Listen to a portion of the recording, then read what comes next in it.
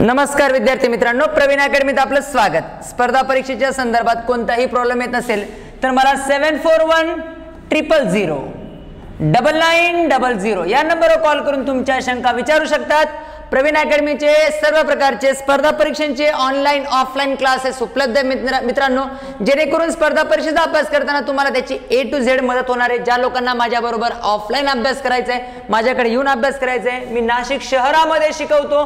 ज्या लोकांना नाशिकच्या आजूबाजूला असतील किंवा काही लोकांना असं पण असेल जे आउट ऑफ नाशिकचे असतील पण नाशिक शहरामध्ये वर्षभर 6 महिने 2 वर्ष अभ्यास करायचा असेल, MPSCचा असेल, इवन सरळ सेवा असतील, इतर डिफरंट टाइप ऑफ एग्जाम्स असतील, बँकिंग असेल, त्या सर्व लोकांचं नेहमीच स्वागत असेल। मित्रांनो, आज आपण काय डिस्कस करत आहोत तुम्हाला मी सांगितलंय, मी 5वी ते 10वी पर्यंतचा इतिहास, भूगोल, सायन्स हे सर्व विषय आणि NCERTचं पण हे सर्व विषय तुम्हाला एक्सप्लेन करून देत आहेत, जेणेकरून तुमचा बेस काय होईल, क्रिएट होईल। मित्रांनो, त्याच्यापैकी आज आपण 6वीचं पुस्तक डिस्कस करत आहोत। 6वीचं पुस्तक विज्ञानाचं पुस्तक काय करत आहोत मित्रांनो, डिस्कस करत आहोत। ठीक आहे, तर विज्ञानाचं 6वीचं पुस्तक डिस्कस करू। बघा, त्याच्यामध्ये जे जे काही इम्पॉर्टन्ट टॉपिक असतील तुम्हाला फक्त स्पर्धा परीक्षेच्या दृष्टिकोनातून पुस्तक वाचायचं आहे। कशाच्या दृष्टिकोनातून वाचायचे मित्रांनो, स्पर्धा परीक्षेच्या दृष्टिकोनातून पुस्तक वाचायचे। टॉपिक टू टॉपिक, शब्द न शब्द वाचण्याची गरज नाहीये मित्रांनो। नैसर्गिक संसाधन पहिलं चॅप्टर आहे, हवा, पाणी आणि जमीन। तुम्हाला माहित असेल की जलावरण, शिलावरण आणि वातावरण, बरोबर आहे। जलावरण माहित असेल, पाण्याचा जो भाग असतो त्याला काय म्हणतात, जलावरण म्हणतात।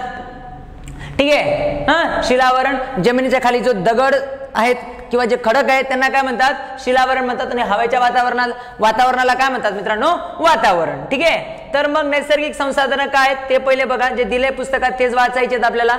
ठीक आहे, तर जमिनीवर तुम्ही बघाल तर 29% आपल्या पृथ्वीवरती 71% पाणी आहे आणि 29%च काय आहे, जमीन आहे। हे सर्वांना माहिती आहे, एकदम कॉमन गोष्ट आहे मित्रांनो। तुम्ही स्पर्धा परीक्षेचा अभ्यास करत असाल तर ही गोष्ट तुमच्यासाठी काय मित्रांनो, कॉमन आहे। ठीक आहे, आपल्याला हे सर्वात महत्त्वाचे हवा, काही हवा महत्त्वाची, हवेत विविध घटकांचं प्रमाण। हवेत सर्वात जास्त कोणता घटक आहे मित्रांनो, हा क्वेश्चन पुन्हा पुन्हा येतो, कोणकोणता घटक आहे हवेमध्ये, सर्वात जास्त घटक आहे नायट्रोजन। कोणता आहे मित्रांनो, नायट्रोजन। नायट्रोजन किती टक्के आहे, 78% आहे। स्टार करून लिहून टाकायचे, हवेमध्ये सर्वात जास्त कोणता घटक आहे मित्रांनो, नायट्रोजन आहे। किती टक्के आहे, 78% आहे। त्याच्यानंतर 2 नंबरचं प्रमाण होतं मित्रांनो ऑक्सिजनचं। ऑक्सिजन आहेत 21%। ऑक्सिजन किती टक्के मित्रांनो, 21% आहे। कार्बन डायऑक्साइड 0.03% आहे, कार्बन डायऑक्साइडचं प्रमाण अतिशय कमी आहे। त्याच्यानंतर आर्गॉन आहे 0.09% आहे। ठीक आहे, आर्गॉन आहे। तो एवढे घटक तुम्हाला, एवढे वायू लक्षात ठेवायचे, त्याच्यातला सर्वात इम्पॉर्टंट 2 शब्द लक्षात ठेवायचे। हवेमध्ये सर्वात जास्त प्रमाण कोणत्या वायूचं आहे, नायट्रोजनचं आहे 78%। आणि हवेमध्ये ऑक्सिजनचं प्रमाण किती टक्के, 21% मित्रांनो। ठीक आहे, आय होप इथपर्यंत समजलं। आता डिफरंट जे वायू आहेत त्याचा उपयोग काय होतो हे पण थोडंसं लक्षात ठेवायचंय। नायट्रोजनचा वापर सजीवांना आवश्यक प्रथिने मिळवण्यास मदत करतो। ठीक आहे, वनस्पतींना खास करून।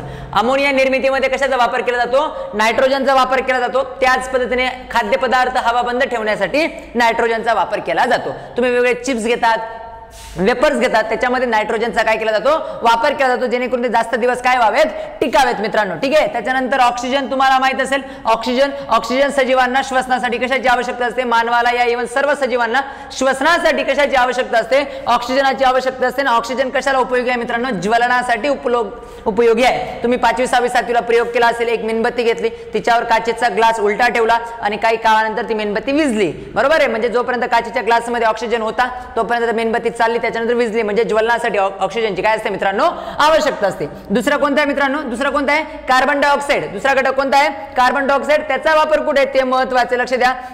वनस्पती अन्न तयार करण्यासाठी कशाचा वापर करतात, कार्बन डायऑक्साइडचा वापर करतात। सूर्यप्रकाश आणि कार्बन डायऑक्साइड याचा वापर करून त्याला म्हणतात प्रकाश संश्लेषण क्रिया। याचा वापर करून काय करतात मित्रांनो, अन्न तयार करतात। आणि दुसरा महत्त्वाचा मुद्दा उल्लेख की दुसरा महत्त्वाचा पार्ट जो कार्बन डायऑक्साइड साठी आहे, आपल्याला दुसरा महत्त्वाचा पार्ट जो कार्बन डायऑक्साइड साठी आहे, कार्बन डायऑक्साइड अग्निशामक कांड्यांमध्ये वापरतात। तुम्हाला माहिती असेल जेव्हा अग्निशामक दल असतात तेव्हा पाण्याची फवारणी नाही होत, कशाची होते, कार्बन डायऑक्साइडची। कारण कार्बन डायऑक्साइड जड आहे, ज्वलनास काय करत नाही, मदत करत नाही, तो पसरून जातो आणि वीज काय होते, जी आग लागलेली असते ती विझते। हा त्याच्या मागचा बेसिक रिझन आहे मित्रांनो। ठीक आहे, त्याच्यानंतर आर्गॉन कोणता घटक आहे, आर्गॉन विजेच्या बल्बांमध्ये वापरतात। आर्गॉन कुठे वापरतात? विजेच्या बल्बमध्ये काय वापरतात? आर्गॉन वापरतात. हे टॉपिक लिहून घ्यायचे मित्रांनो, ठीक आहे. हेलियम तापमान कमी मिळवण्यासाठी कशाचा वापर केला जातो? हेलियमचा वापर केला जातो. आणि विनापंख्याच्या इंजिन चालवणाऱ्या विमानांमध्ये याचा वापर केला जातो. विनापंख्याचं इंजिन म्हणजे ॲव्हरेजली फायटर जेट. आपण काय कन्सिडर करू? फायटर जेट मध्ये, बरोबर आहे, कशाचा वापर केला जातो? हेलियमचा वापर केला जातो, बरोबर आहे. तुम्हाला फायटर जेट माहित असेल, त्याच्या जे मागं आग लागलेली असते, बरोबर आहे, तर हेलियमचा वापर केला जातो. निऑन, ठीक आहे, कोणता? निऑन. जाहिरातींसाठी रस्त्यावर जे दिवे वापरतात त्याच्यामध्ये कशाचा वापर केला जातो? जाहिरातींसाठी रस्त्यावर जे दिवे लावतात मोठे मोठे बॅनरला, त्यांच्यासाठी काय वापरला जातो? निऑन वापरला जातो. क्रिप्टॉन कशासाठी वापरला जातो? पॅरोलोसाइट पाईप मध्ये वापरला जातो. क्रिप्टॉन कुठे वापरला जातो मित्रांनो? पॅरोलोसाइट पाईप मध्ये वापरला जातो. आणि झेनॉन कुठे वापरला जातो? फ्लॅश फोटोग्राफी मध्ये वापरला जातो. म्हणजे तुम्हाला माहित असेल, तुम्ही कोणत्याही पर्यटन स्थळावर गेला तर ते 5 मिनिटात तुमचा फोटो काढून देतात. Flash photography, it's called as flash photography मित्रांनो, ठीक आहे. बघा मग काय करायचं आपल्याला, ठीक आहे. तर हे एवढं लक्षात ठेवायचे. त्याच पद्धतीने आता तुम्हाला माहित असेल की हवा प्रदूषण मोठ्या प्रमाणात होत आहे, ठीक आहे. हवा प्रदूषण महत्वाचे. तर आपल्याला ते काय शिकायचे? हवा प्रदूषणामध्ये काय शिकायचे मित्रांनो? इंधन ज्वलनातून हवेत सोडले जाणारे घातक पदार्थ कोणते? ठीक आहे. इंधनाच्या माध्यमातून हवेत सोडले जाणारे घातक पदार्थ कोणते? हा पण क्वेश्चन ऑलरेडी एमपीसी ने काय केला मित्रांनो? विचारून झालाय. मग सर्वात जास्त घातक पदार्थ कोणते असतात? नायट्रोजन डायऑक्साइड असेल, कार्बन डायऑक्साइड असेल, कार्बन मोनोऑक्साइड असेल, सल्फर डायऑक्साइड असेल आणि काजळी असेल, ठीक आहे. एवढे घटक हे लिहून काढायचे. एवढे घटक हवेत इंजिनाच्या माध्यमातून काय केले जातात? सोडले जातात. कोणकोणते आहेत मित्रांनो? कोणकोणते? Nitrogen dioxide, carbon dioxide, carbon monoxide, carbon sulphur dioxide आणि काजळी, एवढे घटक काय केले जातात? हवेमध्ये सोडले जातात. त्याच्यानंतर हे एक महत्वाचं चॅप्टर मित्रांनो, हा एक टॉपिक आपल्याला महत्वाचा आहे. त्याला ओझोनचा स्तर म्हणतात. काय म्हणतात मित्रांनो? ओझोनचा स्तर म्हणतात. तुम्हाला हे ओझोनचा स्तर काय करायचंय? वाचायचंय थोडंसं. आपण हा ओझोनचा स्तर वाचून घेऊ मित्रांनो. काय आहे बघा, काय आहे? वातावरणात सितांबर, मी सितांबर तपांबर समजून सांगेन. या थराच्या खालच्या बाजूला ओझोन वायूचा थर आढळतो, बरोबर आहे. म्हणजे इमॅजिन करा, आपली पृथ्वी गोल आहे, पृथ्वी ही गोल आहे. पृथ्वीपासून 23 किलोमीटर पर्यंत कोणता स्तर आढळतो? ही पृथ्वी गोल आहे. तुम्हाला आय होप दिसत असेल, मी असं इमॅजिन करतो, ठीक आहे. पृथ्वी गोल आहे, बघा लक्ष द्या, पृथ्वी गोल आहे आणि पृथ्वी गोल पासून 16 ते 23 किलोमीटर पर्यंत कशाचा स्तर आहे मित्रांनो? ओझोनचा स्तर आहे. 16 ते 23 किलोमीटर पर्यंत कशाचा स्तर आहे? ओझोनचा स्तर आहे. असा 16 ते 23 किलोमीटर पर्यंत, ठीक आहे, ओझोनचा स्तर आहे. आणि मग काय होतं, ठीक आहे, उपयोगात नसला तरी अतिनील किरण वाचवतो. हा काय करतो? अतिनील किरण वाचवतो. म्हणजे सूर्याचे अतिनील किरण ओझोन काय करतो? ओझोन स्तर काय करतो? शोषून घेतो आणि शुद्ध सूर्यप्रकाश पृथ्वीवर पाठवला जातो. जर अतिनील किरण मानवासाठी काय असतात? हानिकारक असतात. मानवासाठी अतिनील किरण काय असतात मित्रांनो? हानिकारक असतात. म्हणजेच तुम्ही जेव्हा स्पेस सूट म्हणजे तुम्ही जेव्हा आकाशात जातात, या जे अंतराळवीर आकाशात जातात, एस्ट्रोनॉट्स आकाशात जातात, ते तुम्हाला माहित असेल बरमुडा आणि टी शर्ट घालून जात नाही, तर प्रॉपर काय घालून जातात? स्पेस सूट घालून जातात. कारण की ते 23 किलोमीटरच्या वरती असतात आणि अतिनील किरण त्यांच्या शरीरावर परिणाम करू शकतो. त्याच्या मागचं हे महत्वाचं काय मित्रांनो? रिझन आहे, कारण आहे. येते लक्षात? म्हणजेच काय, ओझोनचा स्तर काय काम करतो? अतिनील किरण वाचवतो. अतिनील किरणांपासून पृथ्वीचं काय करतो? रक्षण करतो. मात्र काय केलंय आपण? अनेक प्रकारचे वातावरणूकुलित यंत्र म्हणजेच एसी, रेफ्रिजरेटर, यामध्ये थंड हवा थंड करण्यासाठी वापरले जाणारे काय काय वापरलं जातं? क्लोरोफ्लोरोकार्बन असेल, कार्बन टेट्राऑक्साइड असेल, असे रासायनिक हवेत मिसळले जातात. कार्बन आणि एसी पासून 2 महत्वाचे घटक बाहेर पडतात मित्रांनो, क्लोरोफ्लोरोकार्बन आणि कार्बन टेट्राक्लोराइड. हे रासायनिक घटक हवेत मिसळले जातात आणि यामुळे ओझोनचा थरचा काय होतोय? नाश होतोय. आणि ओझोनचे महत्व सर्वांना लक्षात यावे यासाठी 14 सप्टेंबर हा जागतिक ओझोन दिन, या ओझोन संरक्षण दिन म्हणून काय केला जातो? साजरा केला जातो. केव्हा? 16 सप्टेंबर. थोडं लक्षात ठेवायचे. आता बघा, एक हायपोथेटिकल डाटा सांगतो जे तुम्हाला लक्षात राहील, ठीक आहे. बघा, सपोज ही आपली पृथ्वी आहे मित्रांनो, ही काय आपली पृथ्वी आहे आणि पृथ्वीपासून 16 ते 23 किलोमीटर पर्यंत काय आहे? ओझोनचा थर आहे. जसं इमॅजिन करा, तुम्ही 15 मेच्या आसपास काय केलं? मारुती 800 घेतली, जुनी 15-20 वर्षापूर्वीची, 20-25 वर्षापूर्वीची मारुती 800 घेतली आणि ती तिच्यात बसलात आणि एका उन्हात लावून दिली दुपारी 2 वाजता, ठीक आहे. आणि मेचा कालावधी आहे, बरोबर आहे. तर तुम्ही काय होणार? बॉईल होऊन जाणार, बरोबर आहे की नाही? गाडीच्या मध्ये काय होऊन जाणार? बॉईल होऊन जाणार विदाऊट एसी. का? सूर्यकिरण मध्ये पडतील, तुमच्या बॉडीला लागतील, मात्र बाहेर जाताना काच या वरचा रूफ असेल ते काय करतात? आडून घेतात आणि गाडीच्या मधलं तापमान काय होईल? वाढेल. सेम गोष्ट आपल्या पृथ्वीच्या बाबतीत घडते मित्रांनो. बघा, 16 ते 23 किलोमीटर पर्यंत काय ओझोनचा थर आहे आणि जे आपण जे गॅस बघतोय, जसं की क्लोरोफ्लोरोकार्बन असेल, कार्बन टेट्राऑक्साइड असेल, मिथेन असेल, ठीक आहे. त्याच्यानंतर तुम्ही बघत असाल तर परफ्यूम, भाताची शेती, जनावरांचं रवंत, या सर्वांमुळे काय होतं? या सर्वांमुळे काय होतं, जो ओझोनच्या स्तराच्या खाली हे जे गॅसेस आहेत हे काय होत आहे, स्थिर होत आहे आणि हे बाहेर सूर्यकिरणाला जाऊ देत नाही. सूर्यकिरण जेव्हा मध्ये येतो, पृथ्वीच्या ओझोनचा लेअर पार करून मध्ये येतो, त्याचा स्पीड जास्त असतो, तो पृथ्वीवर येणार, पृथ्वीला आदळणार आणि परावर्तित होणार. परावर्तित झाल्यानंतर पृथ्वीला जेवढी उष्णता लागते, पृथ्वी काय करते, तेवढी उष्णता शोषून घेते. बाकीची उष्णता काय करते, पृथ्वी आकाशात सोडण्याचा प्रयत्न करते, रिफ्लेक्ट करते. मात्र या 23-16 किलोमीटरच्या बाउंड्रीवरती जे गॅसेस आहेत ते आकाशात सोडू देत नाही ते सूर्यकिरण, आणि पुन्हा युटर्न मारावा लागतो आणि पृथ्वीला पुन्हा सूर्याची किरण काय करावी लागतात, शोषावे लागतात. असं करत करत पृथ्वीचं तापमान काय होतं मित्रांनो, वाढतंय. यालाच आपण काय म्हणतो, ग्लोबल वॉर्मिंग म्हणतो. याला काय म्हणतो आपण मित्रांनो, ग्लोबल वॉर्मिंग म्हणतो. आणि ग्लोबल वॉर्मिंग साठी असे अनेक घटक, असे अनेक वायू काय आहेत, कारणीभूत आहेत. त्याला आपण ग्रीन हाऊस गॅसेस म्हणतो. कोणते गॅसेस म्हणतो मित्रांनो, ग्रीन हाऊस गॅसेस म्हणतो. ग्लोबल वॉर्मिंग साठी कारणीभूत काय आहेत मित्रांनो, ग्रीन हाऊस गॅसेस आहेत. ठीक आहे, ते ओझोनच्या स्तराच्या खाली काय असतात, स्थिर असतात. आय होप तुम्हाला मी जे बोलतोय ते तुम्हाला समजत असेल. प्रत्येक गोष्ट, प्रत्येक टॉपिकवर तुम्ही काय करायचं मित्रांनो, प्रॉपर लक्ष द्यायचंय. नेक्स्ट टॉपिक आपण डिस्कस करू मित्रांनो. बघा 16 सप्टेंबर जागतिक ओझोन संरक्षण दिन असतो. ठीक आहे, त्याच्यानंतर तुम्ही बघाल तर आता आपल्याला काय पॉईंट डिस्कस करायचे, जे परीक्षेसाठी इम्पॉर्टन्स आहे तेवढं डिस्कस करायचंय. आता बघा, निरीक्षण करायचंय, पाण्यामध्ये द्या सोडून द्या, हे काय एवढं विशेष नाहीये.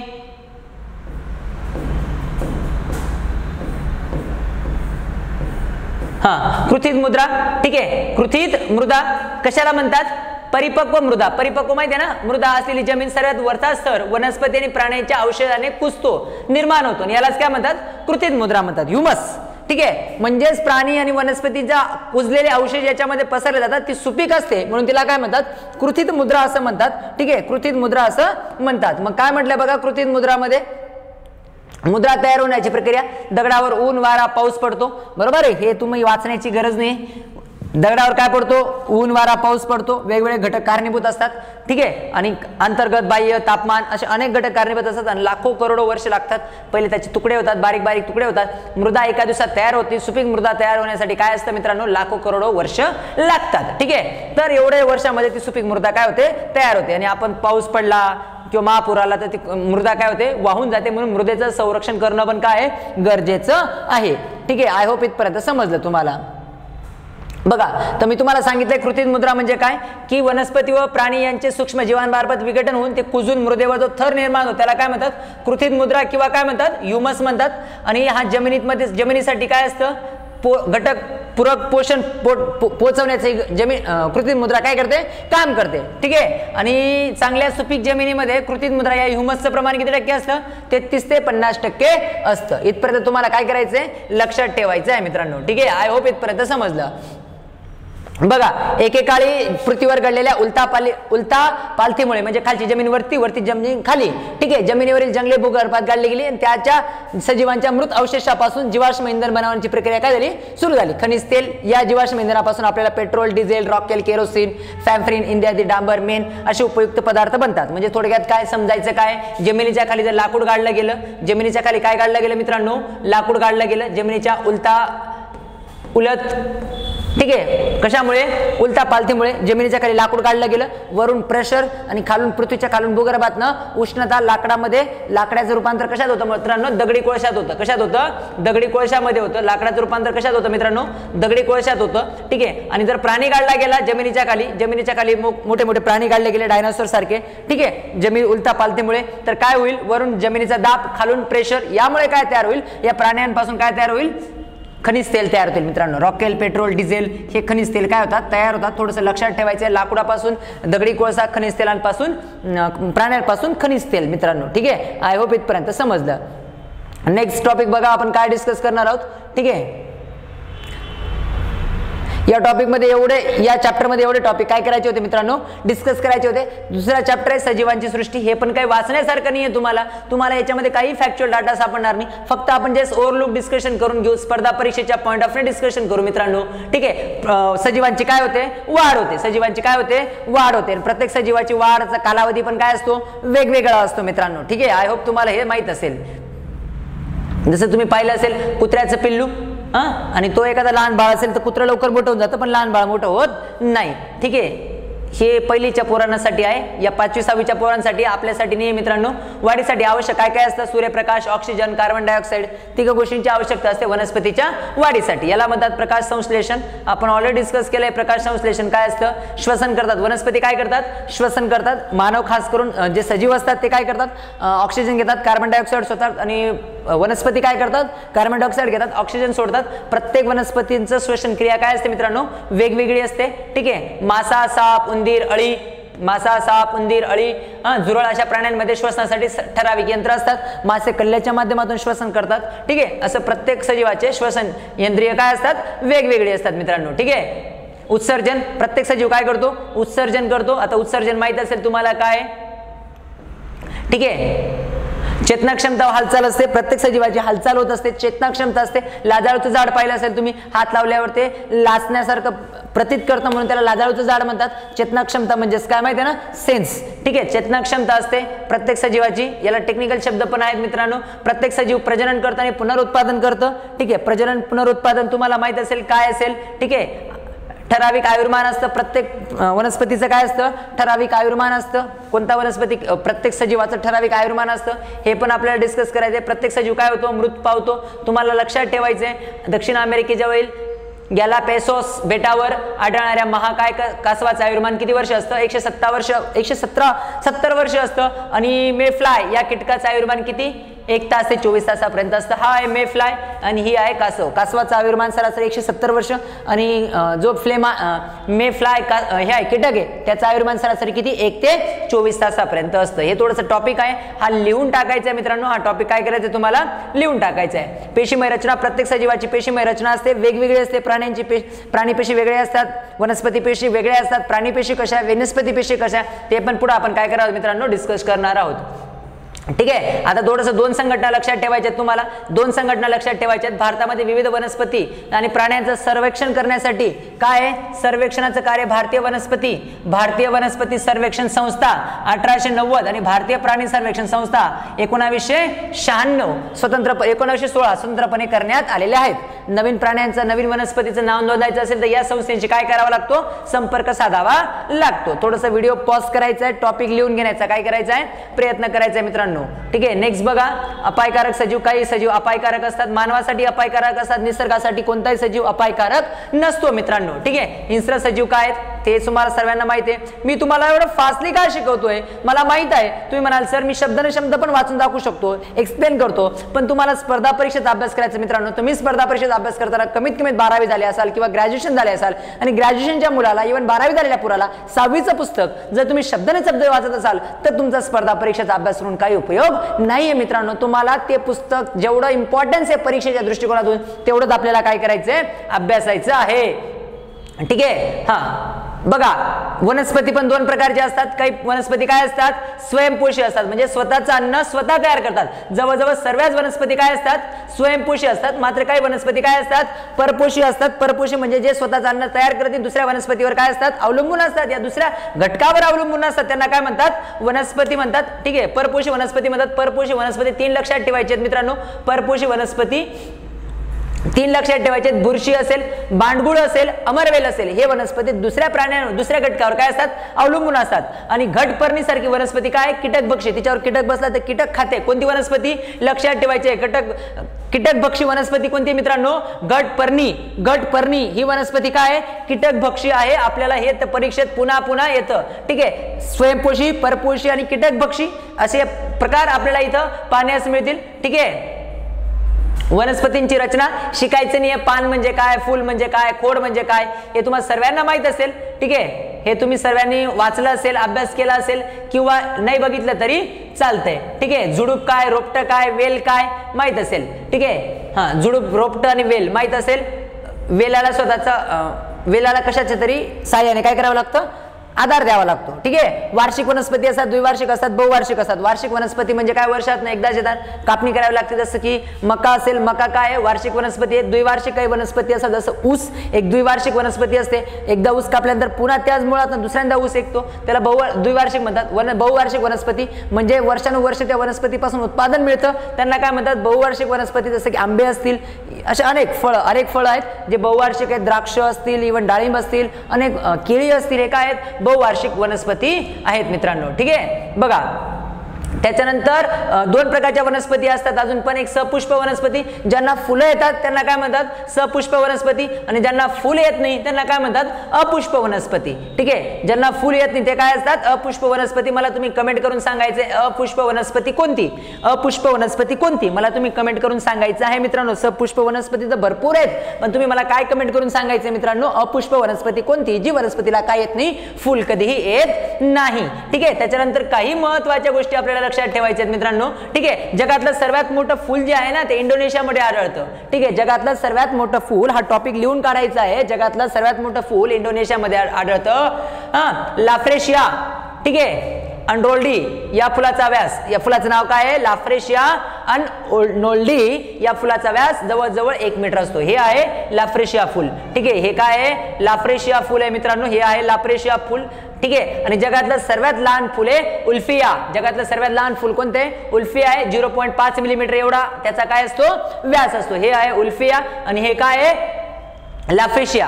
लाफ्रेशिया हे थोडंसं लक्षात ठेवायचं. जगातलं सर्वात मोठं फूल कोणतं, जगातलं सर्वात लहान फूल कोणतं, टॉपिक लिहून काढायचे आहेत, जेणेकरून तुम्हाला परीक्षेत हे टॉपिक पुन्हा पुन्हा विचारले जातात मित्रांनो. ठीक आहे, बघा त्याच्यानंतर तुम्हाला हे तर माहित असेल की प्राण्यांचे पण वर्गीकरण करता येतं. प्राण्यांचं पण काय करता येतं मित्रांनो, वर्गीकरण करता येतं.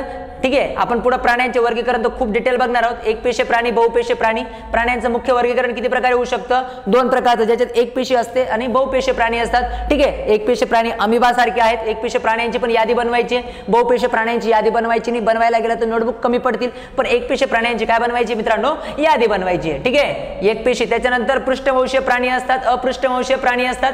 पृष्ठवंशीय प्राणी, अपृष्ठवंशीय प्राणी, ज्याच्यामध्ये पाठीचा कणा विकसित झालेला असतो त्यांना म्हणतात पृष्ठवंशीय प्राणी, आणि ज्याच्यामध्ये पाठीचा कणा विकसित झालेला नसतो त्यांना काय म्हणतात अपृष्ठवंशीय प्राणी. अशा प्रकारे प्राण्यांचे किती प्रकार पडतात मित्रांनो, 2 प्रकार पडतात, पृष्ठवंशीय प्राणी, अपृष्ठवंशीय प्राणी. तुम्हाला आय होप समजलं असेल. त्यानंतर पण अजून प्राण्यांचे प्रकार पडतात. ठीक आहे, अंडज आणि जरायुज, अंडज आणि जरायुज, अंडज आणि जरायुज असे प्राण्यांचे 2 प्रकार पडतात. जे प्राणी पिलांना जन्म देतात त्यांना जरायुज म्हणतात. जे प्राणी पिलांना जन्म देतात त्यांना काय म्हणतात मित्रांनो, जरायुज म्हणतात. आणि जे प्राणी अंड्यांना जन्म देतात त्यांना अंडज म्हणतात. जे प्राणी अंड्यांना जन्म देतात ते अंडज असतात. जे प्राणी पिलांना जन्म देतात त्यांना काय म्हणतात मित्रांनो, जरायुज म्हणतात. आणि जरायुज प्राणी जवळजवळ सस्तन असतात, म्हणजे त्यांची जी मादा असते ती स्तनाने आपल्या पिलांना काय करते, दूध पाजते. जरायुज प्राणी जवळजवळ काय असतात मित्रांनो, सस्तन असतात. सस्तन म्हणजे काय असतं मित्रांनो, सस्तन असतात म्हणजे काय, त्यांची जी मादा असते ती मादा आपल्या स्तनाने पिलांना काय करते, दूध पाजते. कोणत्या प्राणी जवळजवळ, जरायुज. याला अपवाद आहेत की तुम्ही मला कमेंट करून सांगणार आहात. अंडज प्राणी काय नसतात, अंडज प्राणी सस्तन नसतात, म्हणजे अंडज प्राणी आपल्या पिलांना स्तनाने दूध पाजत नाही. अंडज प्राणी काय करत नाही मित्रांनो, आपल्या स्तनाने दूध पाजत नाही. तो 2 प्रकारचे प्राण्यांचे प्रकार बघितले. ठीक आहे, प्राण्यांचे किती प्रकार बघितले, 2, अंडज आणि जरायुज. एकपेशीय बघितले, बहुपेशीय बघितले.